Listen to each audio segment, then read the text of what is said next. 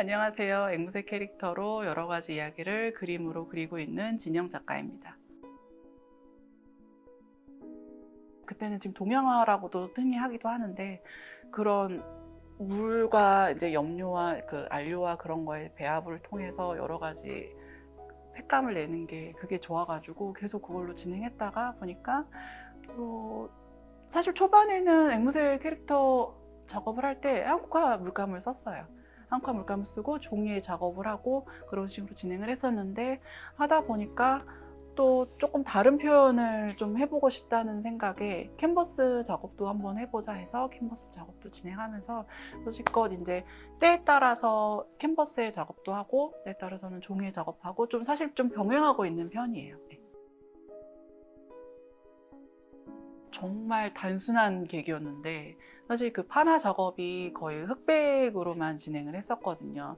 흑색으로 안료 가지고 진행을 했었는데 계속 그걸 하다가 조금 색감 있는 게 좀 필요하겠다, 진짜 단순히 색감 있는 게 좀 필요하겠다 해서 갑자기 문득 앵무새가 생각나서, 그리고 좀 이제 그런 워딩, 앵무새처럼 사람들이 좀 따라하고 그런다는 그런 생각 때문에 그냥 앵무새 처음에는 아예 사람이랑은 연관되진 않았고요. 그냥 앵무새 자체로만 좀 계속 그려왔었어요.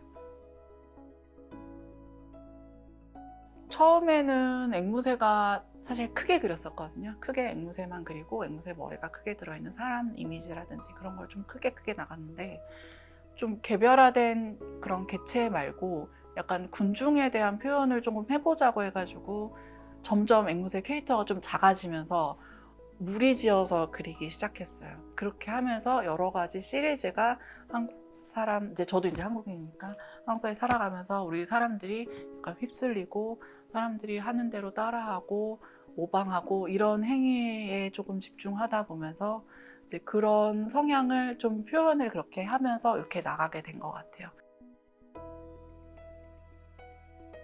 처음에는 완전 이제 10년 전에 완전 초반에는 그 한국화 작업을 조금 아시는 분들은 아시겠지만 한국화는 이제 종이에다 작업을 하기 때문에 바로 스케치를 할 수가 없어요. 수정이 좀 힘들기 때문에. 그래서 하도라는 걸 떠서 노루지에다가 이제 베껴서 다시 눌러서 베끼고 거기서 다시 칠하고 이런 작업을 했었는데, 이제 캔버스 같은 경우는 이제 바로 이제 그릴 수 있는 장점이 있어서 그렇게 진행을 했고, 지금 상황에서는 사실 종이든 캔버스든 사실 스케치 없이 그냥 진행이 가능합니다. 그러니까 워낙 이제 많이 그렸어서 그런가 이제 앵무새 같은 경우는 그냥 뭐 스케치 없이 바로바로 이제 그릴 수 있는 상태고, 사실 이제 그리면서 일단은 제 그림 작업이 일단 배경은 일단은 완성을 좀 어느 정도 시켜놓고 그 위에 앵무새들을 올려주는 형태예요. 그렇기 때문에 이제 그려주고 이제 제가 이제 속으로 상상을 하죠. 얘는 이제 이런 거를 그리고서 앵무새 그릴 때는 쫙 이제 한 번에 그리니까 얘는 이런 식으로 작업을 하면 되겠다. 나름 제가 이제 상상으로 그냥 계획해서 얼굴부터 그릴 때 이제 어느 정도의 계획은 들어가게 되는데, 이제 그리면서 조금씩 바뀔 수는 있지만 나름 제가 화면 전체적 구성을 하고, 아 여기에는 이런 애들을 두고 이런 애들을 두면 되겠다, 약간 인형놀이 하듯이 이제 그렇게 계획해서 하나하나씩 그려 나가는 것 같아요.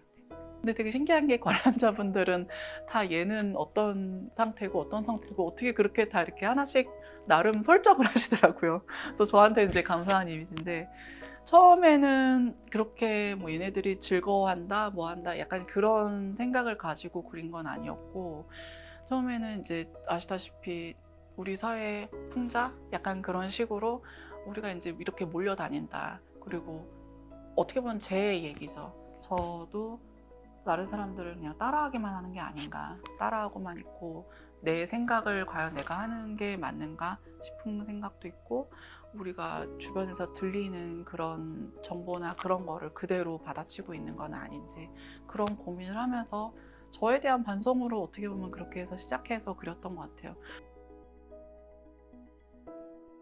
사실 이제 제가 그 전에 작업이 섬 위주의 작업이 좀 많았고 이렇게 갇힌 공간 뭐 이런 게 이제 많았는데, 그거를 이제 조금 넘어서서 다리를 통해서 우리가 사람도 그렇고 공간도 그렇고 서로 좀 연결되는 그런 이미지를 조금 주고자 이제 갇힌 공간에서 조금 열린 공간으로의 연결 이런 거를 조금 설명하기에 좀 괜찮겠다 싶어서 또 계속 지금까지 계속 다리 시리즈를 조금 진행을 하고 있습니다.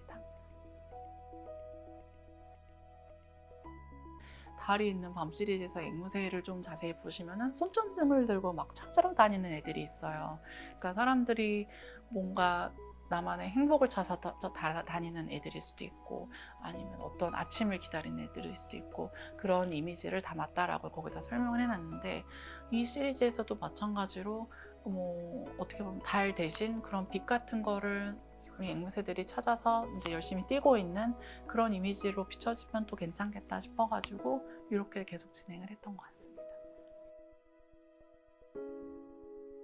물론 그런 게 있어요. 특히나 이제 제 작품이 이제 사실 웹상으로 이미지를 그냥 전체적으로 보시면 이게 뭐가 뭔지 잘 안 보여요. 너무 작기 때문에. 근데 이제 실제로 이제 작품을 좀 자세히 보시면은 그 안에 자전거 타는 애들도 있고 누워 있는 애들도 있고 뭐 그냥 뭐 도너츠를 들고 다니는 애들도 있고 또 특히나 이제 킥보드 타는 애들도 있어요.